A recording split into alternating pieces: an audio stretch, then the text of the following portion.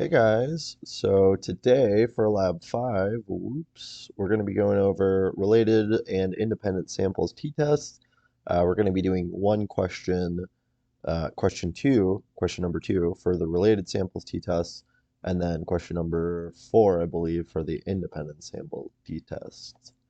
So let's get into it. So a major university would like to improve its tarnished image following a large on-campus scandal.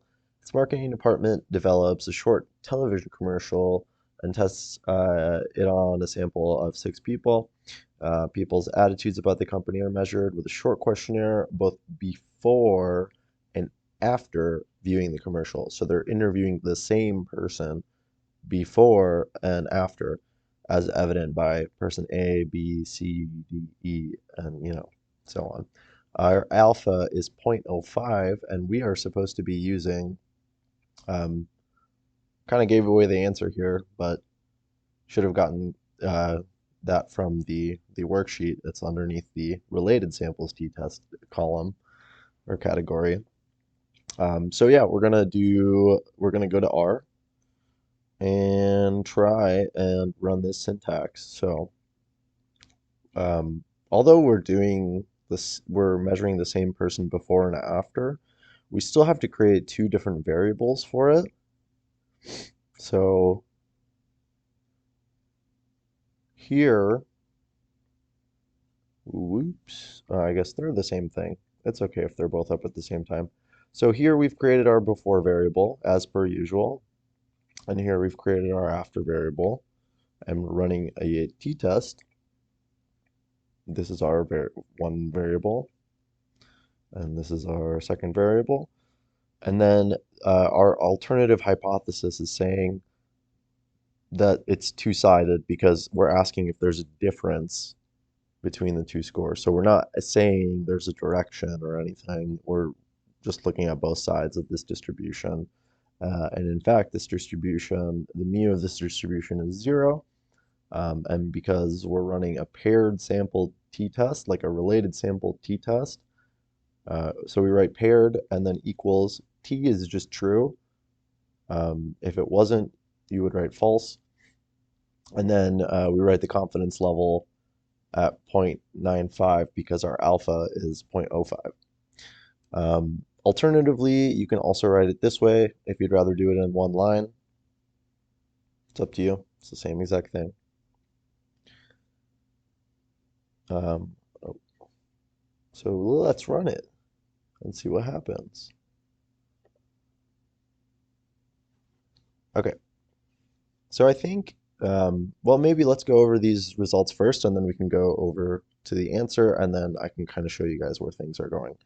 So our critical value for t is right over here. Our degrees of freedom is right over here. And then we have our p-value, which is above 0.05, meaning that it's insignificant. And then it says some stuff about the confidence interval and mean of the differences and stuff between each score. But for the sake of understanding what the heck that output is talking about, let's put them side by side. Hopefully you guys can see this. So, oops. So that's kind of so last week and I believe some other week I was talking about APA format and its importance. This is why um, I forgot that there were going to be APA style answers for these questions as well. But again, knowing this is really, really going to help you for ANOVA. Like you guys are just going to be masters by the time you get there. So um, a two-tailed, remember we say what test that we did. So a paired t-test is the same thing as a two-tailed t-test. Um, or I'm sorry, it's not. It's a related sample t-test. So a two-tailed related samples t-test is used to test if there's a significant difference between before and after viewing the commercial. I could have written that a little bit better, but just bear with me here. The average score before viewing the commercial. So this is our before variable, right? But oh no, we don't have the mean and the standard deviation. Well, you guys know how to do that. It's super easy. We go before, oops, no we don't. We go mean, and then we just write before. And remember, it's case sensitive, so just make sure you're writing them correctly after. And then I just kind of like to do everything at once. It's just so much easier that way.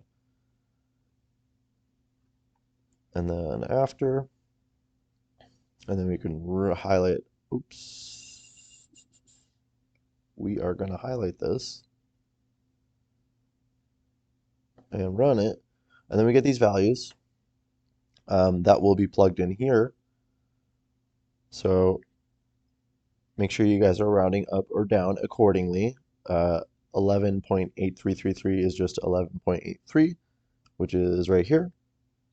We have the standard deviation. Remember, every mean should always be accompanied with a standard deviation because the mean by itself doesn't really tell us anything. And that is right over here, 2.136. So that's, we round up to 2.14, is not significantly lower than that after viewing the commercial. And then same thing, mean, standard deviation. So why is it not significant? Well, our p-value is greater than 0.5, you guys. We didn't really need to find a critical value for t. We just need to look at the p-value here. This will tell us all we need to know. So it's not significantly lower, and then we throw our mean and standard deviation there for the after variable. And you guys are familiar with this already, so this should be no big deal. But notice, I'll just go through it again really quickly. So running a t-test, degrees of freedom is right over here. The t is italicized. There's a space in between here and the equal sign. Another space, negative 1.78, we literally just got from here. And we rounded from 1.77, oops, should be 1.77. Make that change here. And then p is greater than 0.05 because it is. It's right here, 0.1365, indicating that there is no significant difference between before and after viewing the commercial. Now, obviously this could have been worded a bit better, but the gist is the same for APA format. So we say what test that we did. We say what the hypothesis, or I should highlight it a bit better. We say what test that we did. We say what we tested. There's a significant difference between before and after viewing the commercial. And then the average score before viewing the commercial, we need to give the mean and the standard deviation is not, this is the result, significantly lower than that after viewing the commercial. We give the mean and standard deviation as well, and then we have to give that result because we just said it's not significantly lower. And then you can throw a period here, it doesn't really matter, but the main thing is you need to say what that means. So there's no significant difference between before and after viewing the commercial. All right, question 4.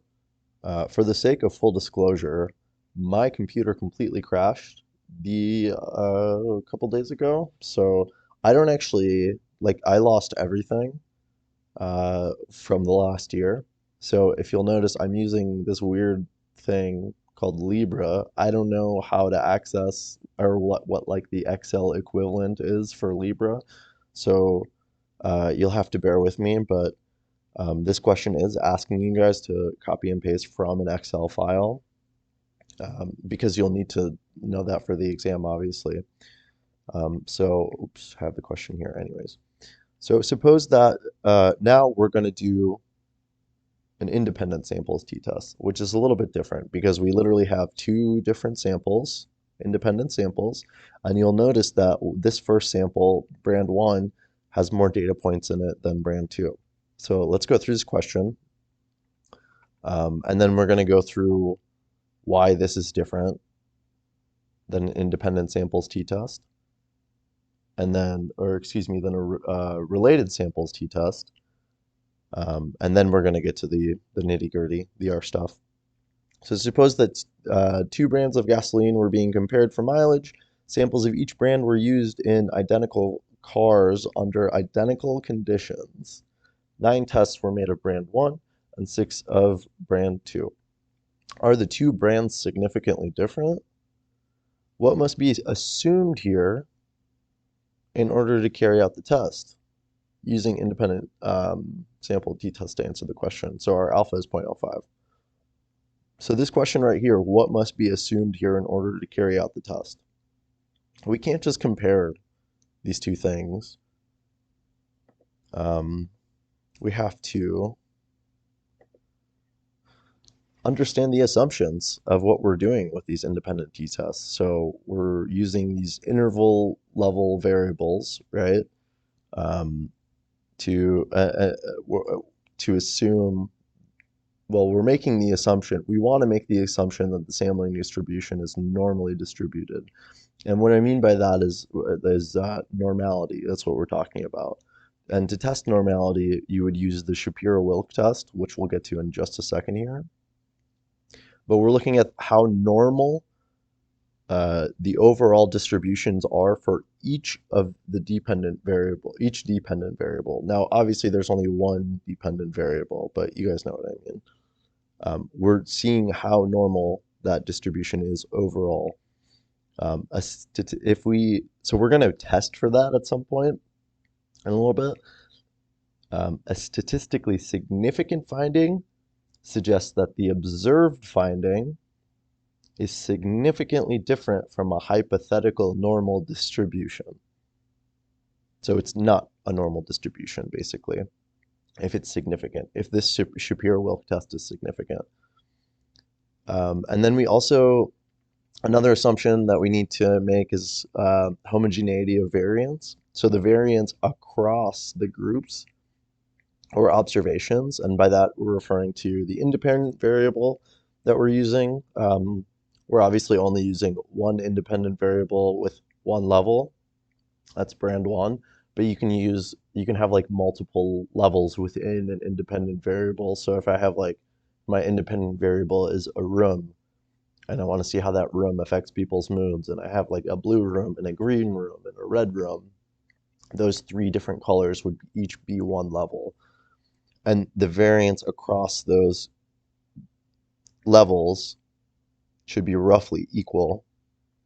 And if you get a significant result with the test that we're going to perform here, I've heard it called like an F test. Just say that you're testing variance, I guess. You're going to be using that F value is going to make more sense as we go on, especially when we get to ANOVA.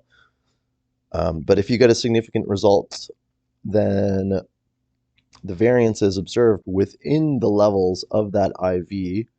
So an IV can also be known as a factor. So brand 1 is the factor, whatever that brand is. I guess with the room example, the room would be the factor, and then the colors would be the levels within that factor. So if you get a significant result with the test that you use to test for homogeneity of variance, then the variances observed within the levels of that IV, or just the IV in and of itself, are meaningfully different. All of that gobbledygook means that they're just unequal variances. And then another assumption is that the scores are independent because they literally come from different people. So let's go to R and figure this out, shall we? We did this already. So I've obviously just entered in my data points right here. Try importing them if you can, just to get the practice in. But again, I have no idea what the Excel equivalent is on this thing, so this is what we're going to work with today. And then we're going to first test the normality. So this right here, we need to see if the sampling distribution is normally distributed. And then we're going to do a Shapiro dot test for each variable A and B. And then we get this. So this is our W, that's the value, but really what we want to look at right now is this, our p-value. So if it's significant, then it's different from a hypothetical normal distribution, but it's not significant. So it is normally distributed. And same with this, variable B is also normally distributed. And now we have to test the variance, the equality of variances, var.test, and then our first variable and second variable. Our alternative hypothesis for this question is asking if there's a difference between the two. So it's two-sided. And we look down here. You've got your p-value of 0.5327. So if it's significant, then the variances of that IV, the variance of that IV is meaningfully different. So it would be unequal, but it's not. So it's equal. So now we can actually run the independent samples t-test because we haven't violated any of these assumptions of an independent t-test. If you violate the assumption, then you can't necessarily do this. If you violated it, we'll get to this slide down here. So let's not get ahead of ourselves, Sammy. But our answer would then be an APA format, of course. A two-tailed independent sample t-test was used to test if the two brands are significantly different from one another. The average score of brand 1. Remember, we have to incorporate the means and the standard deviations for each of the variables that we're talking about. Is significantly higher than brand 2. And how do we know that it's significantly higher than brand 2? Well, we haven't even done the t-test, have we?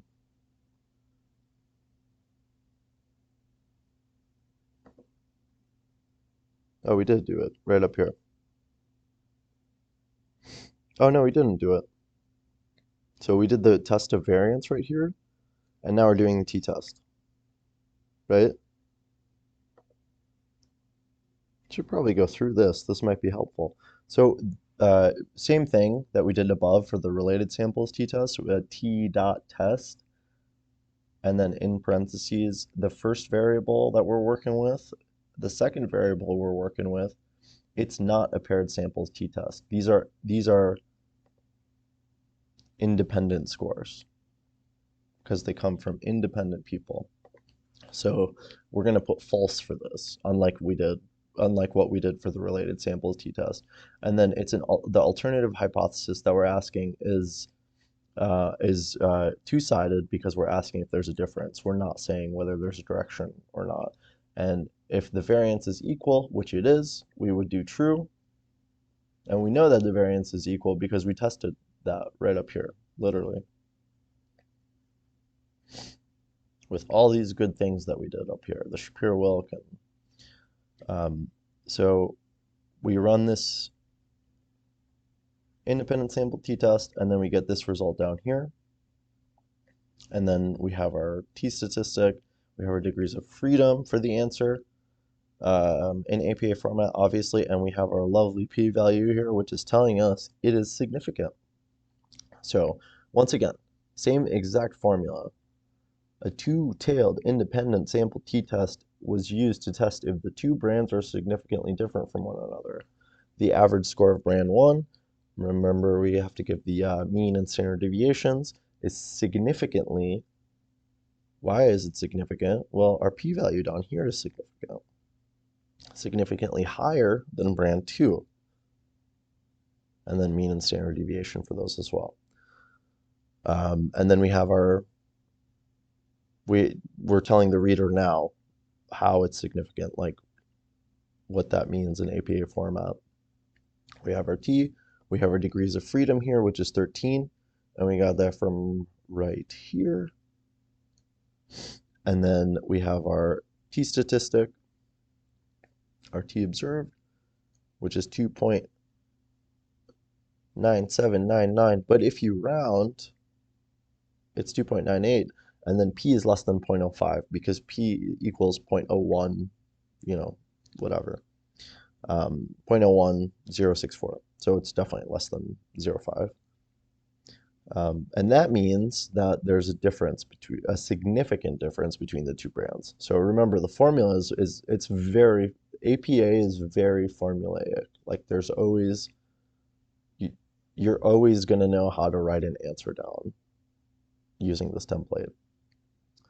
You're probably asking yourself, what if the Shapiro-Wilk test or variance test are significant?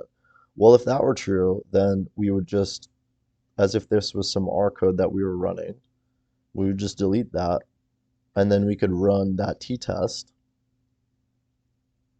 and then we give our result. So that's all I got for you guys. You got 2 more questions. I believe those questions are by hand. I will see you in lab in about 13 minutes. Hope you had a good class. See you in a bit. Bye.